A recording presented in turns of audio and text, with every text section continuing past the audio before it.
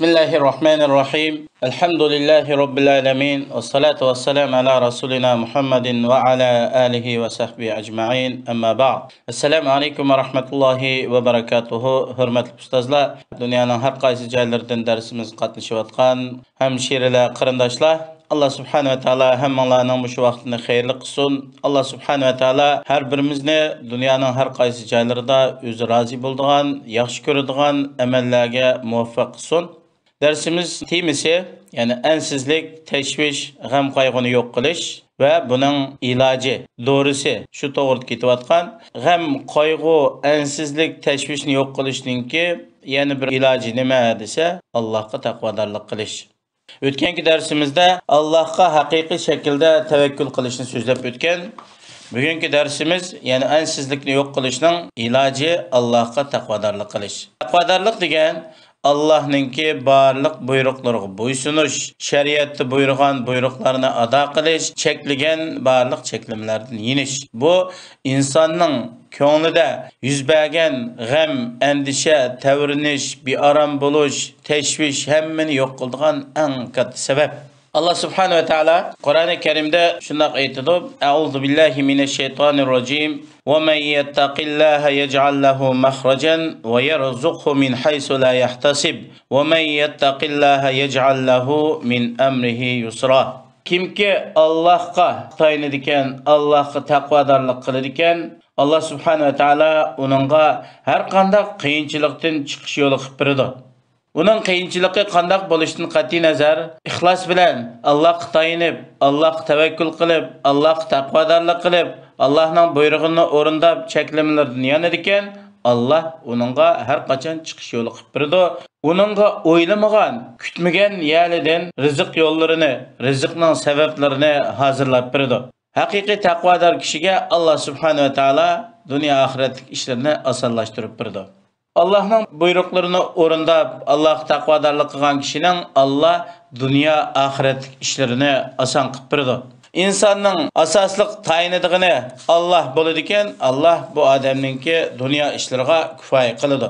Yani bir ayette şundak aytgan: "Men amila salihan min zakarin aw unsa ve huve mu'minun felenuhyiyennehu hayaten tayyibe ve lenecziyennehum ecrahum bi ahsani ma kanu ya'malun."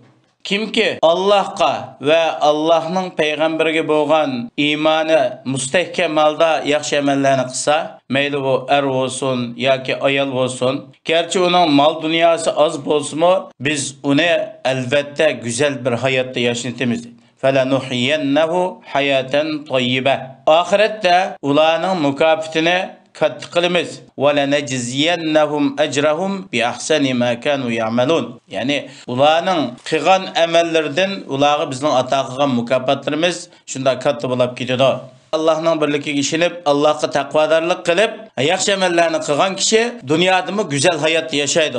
Bu güzel hayotda yashash degan insonning oliy turmush yoki qasr saroylarda yashash emas. Bu yerda moddiy yashash usullari maqsad qilinmaydi. Al muhimi insonning qalbida Allohga bo'lgan tayinish bilan ko'ngli ko'ksida g'am andish yo'q, tashvish yo'q. Bundaq yashaganlikning o'zi eng güzel hayot hisoblanadi. Biz o'tgangi darsimizda so'zlab o'tdik. Dunyoning hamma lazzatlaridan lazzatlangan oliy turmushda yashaganlarningki ichki siqilish, bearam bo'lish, bular o'zini kontrol qilolmay, o'zini o'ltirib oladigan kishilar intayin ko'payib ketgan. Bularda nima desa, bular moddiy tarafdan güzel hayotda yashaganda qismi, amaliyotda bularningki ma'naviyati, ruhiyati o'lgan, chirigan, bular doim tashvish, g'am, andisha, ichki siqilishdan qutulamagan. Bunda hayotningki hech qanday ahamiyati bo'lmaydi. Al-muhimi insonning qalbi Allah'ның zikri, Allah'ның kalami, Peygamber aleyhisselamның sünneti, şeriatning ahkamlariga amal qilish bilan ko'ngli rahat bo'ladigan, ko'ngli ko'ksi xotirjam bo'ladigan, g'am andishalari tugaydi. Buning o'zi güzel hayotdan iborat. Allah subhanahu wa ta'ala yana bir ayette aytadi: "İnnel ebrara lafi na'im ve innel fujjara lafi jahim." Hakikaten yaxshi ish qilganlar, Allohga taqvodorlik qilganlar, Allohning shariatida ko'rsatgan ko'rsatmalarga to'liq amal qilib, Allohning cheklimlaridan yongan taqvodor yaxshi kishilar eng katta ne'matli bo'ladi. Fajirlar, fasiqlar, kafirlar, mushriklar, Allohning taatidan chiqqan, Allohning payg'ambariga bo'ysunmagan, Allohning shariati bo'yicha amal qilmagan, Alloh cheklagan ishlarni qilgan bu fajir, fasiq, bu badbaxtlar jahannamning azobida bo'ladi. İbnül Qayyim rahimahullah yani bu ayetni izohlab deydi. Siz bu yerda yaxshilik qilguvchilar ne'matda, fajir fasiqlar jahannamda bo'ldi deganni bu faqat qiyomatda bo'lamtiki deb o'ylab qolmang. Bu qiyomatga ham xos emas. Balki ular ne'matdimi 3 bosqichda bo'ladi. Ya'ni yaxshilar dunyodami Allohning ne'matiga erishadi. Dunyodan ketgandan keyin qiyomatda savol so'roq bo'lib bo'g'ichi inson barzax olamida yashaydi. Bu yerda ne'matda bo'ladi va ahiret diyoridimi qiyomatdagi savol so'roqdan keyin mangulik ne'matda bo'ladi. Cehennemde bo'lganlarmi shu 3 turlik bo'ladi. Bular dunyodami ish qilish bilan ma'nisiz bir hayotda yashaydi, barzax olamidami shu azob uqubatda yashaydi.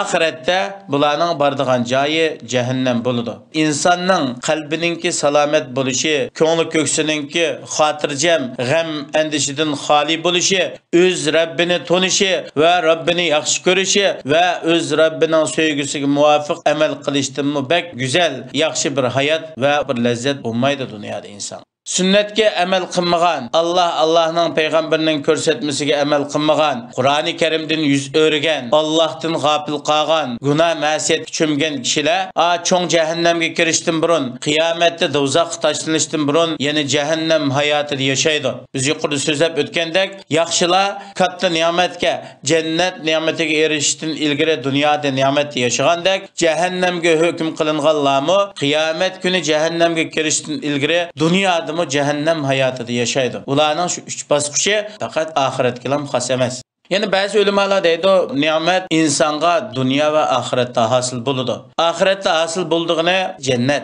Yani insanın cennetke kirgininin özü katta nimet. Meyli bu cennetin içinde bir gırıç orunga igi bolsun, yaki bir kamçı desiçilik orunga igi bolsun, cennet kirgeninin özü nimet. Cennetteki bir gırıç orun, dünya ve dünyadaki hemme nesilerden neçe esse yaxşı buludu. Ama dünyada bolsa Allah'ın takdiri, Allah'ın kazaya kaderiga razı bulup, Allah'a tevekkül kılıp, Allah'a tayinip, ko'ngli azadcık bilen yaşaydı. Bu mu bir nimet? Bu hakiki nimet. Yani insanın ki maddi taraftan yemek içmek, kiyim giyecek, turmuş eshalleri, uy cihazları, ya ki başka taraflardan ali turmuşta yaşadığını bu nimet bulmaydı. Hakiki nimet degen qalbning sog'lomligi, qalbning xotirjamligi, ko'ngli ko'ksining ozodligi, siqilishning bo'lmasligi, tashvish andishining bo'lmasligi mana bu eng katta ne'mat, qalbning ne'mati. Ham bu taqvodorlikning misollari intayin ko'p. Insonning qalbi sog'lom, har vaqt Allohga taqvodor bo'ladi ekan, Alloh subhanahu va taolo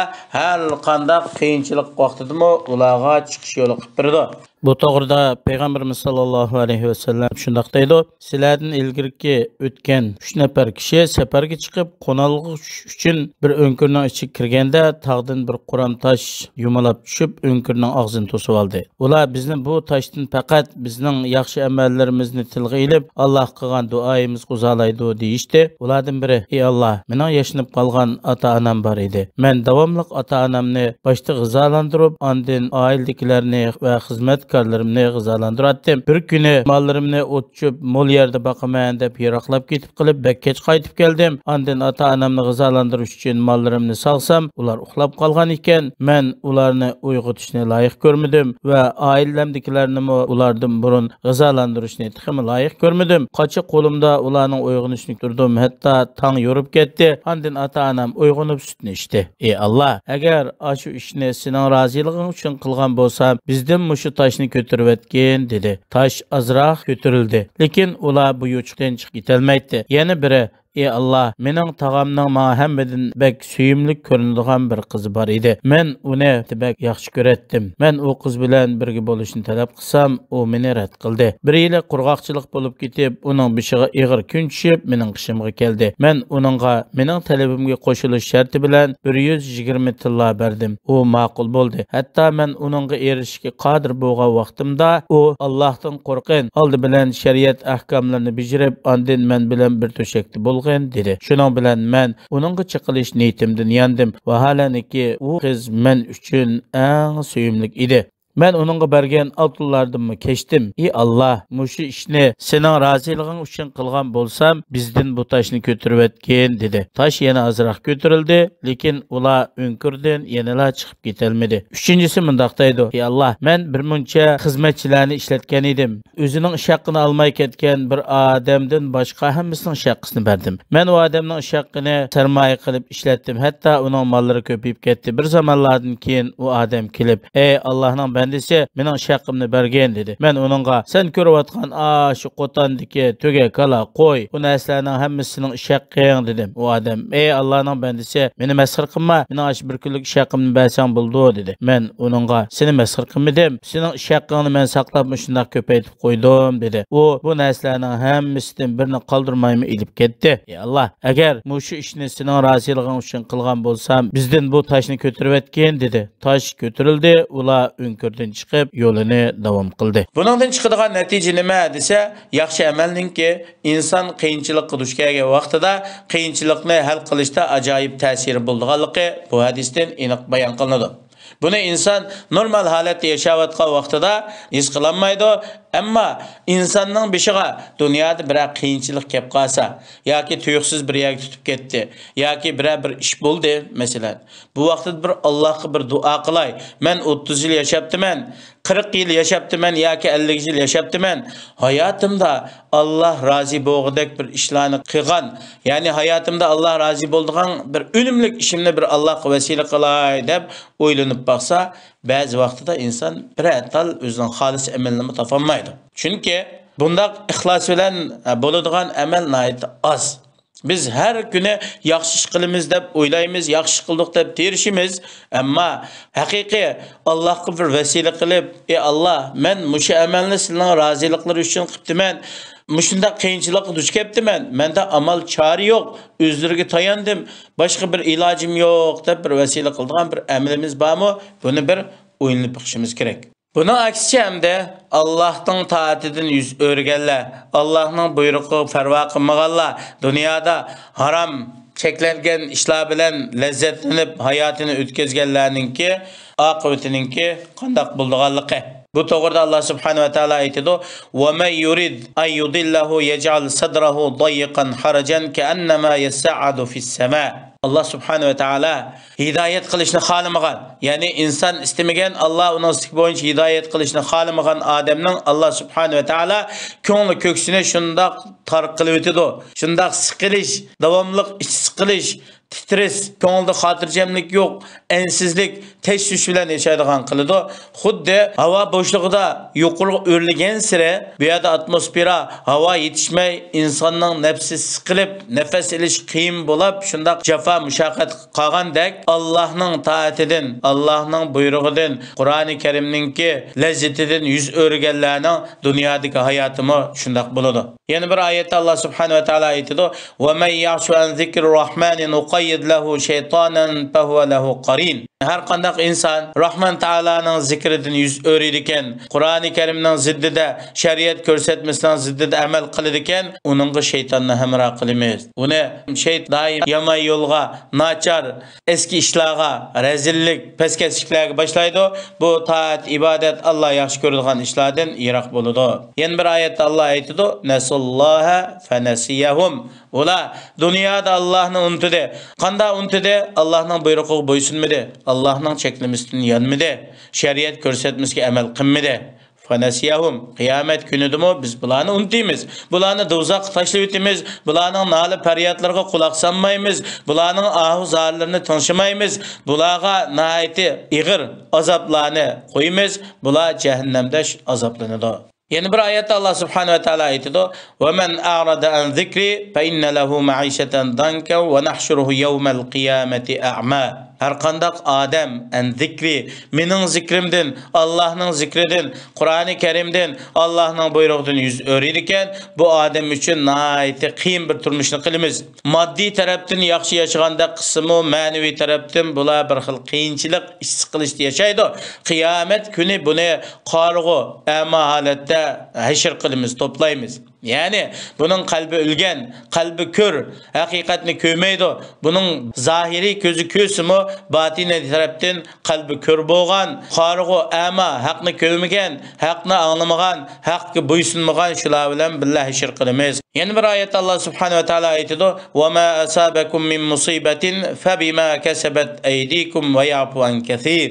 Sizlarga yetken her qandaq bir musibat sizlarning qo'linglar bilan kesib etgan narsaning sababidan. Ya'ni insonga yetgan har qandaq musibatning sababi cho'qim shu insonda bo'ladi.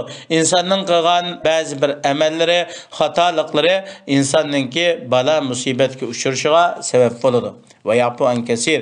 Ya'ni ko'pini biz apu qilib o'timiz deydi Alloh subhanahu va taolo. Agar Alloh apu qilmagan bo'lsa-da, insonlar xatolikqa cho'milib ketgan bo'ladi.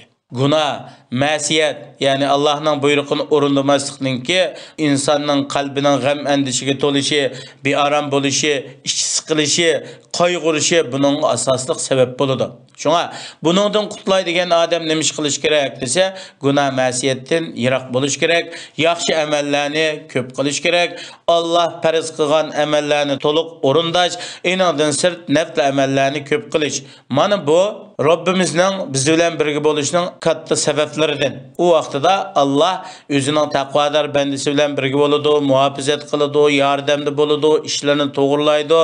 Shunaqla bu duo ijobat bo'lishining sabablaridan. Dersimizde Peygamber Aleyhisselam'dan bir hadisi bilen ahirlaştırırız. Bunu hadisul veli deb naydi bu meşhur hadis. Peygamberimiz sallallahu aleyhi ve sellem itqan hadis kudusiye. Allah subhanahu ve teala ayetido: "Men adali veliyen faqad azantuhu bil harb." Kimki mening velilerim, yaqin bandalarim, taqvodor kishilarimni dushman tutadigan, ularga qarshi turadigan, men ularga urush e'lon qilaman. Allohning taqvodor bandalariga aziyat yetkazgan va ularni haqorat qilgan, masxir qilgan, zulm qilgan, xo'rlagan kishilarga Alloh urush ochaman deb e'lon qildi. Yani Allah subhanahu ve taala ayetido: "Ve ma taqarraba ilayya abdi bi şeyin ahabba ilayya mimma iftaradtu alayhi." deydi. Bendem men onunğa farz qilgan amalni ado qilishtimmi, men yaxshi ko'radigan bir şey bilan yiqilishamaydi deydi. İnsonningki Allohga eng yiqilishninki katta sababi qaysi desa, Allah farz qilgan amallarni to'liq o'rindash. Yani Allah aytidi: "Bendem doim nafl amallarni ko'p qilish orqali menga yiqilishidir." Farz amallardan keyin nafl amal ibodatlarni ko'p qilish kerak. Bu nafllarning turlari intayin ko'p. İnsan farz amalni to'liq o'rindab, nafl amallarni ko'p qilgan vaqtida Allah aytidi: "Men uni yaxshi ko'raman. Men bendamni yaxshi ko'rsam, uning anglaydigan qulig'i, ko'radigan ko'zi, tutadigan qo'li, mangadigan puti bo'laman. Menden her qandaq narsani so'rasa bendamga beraman.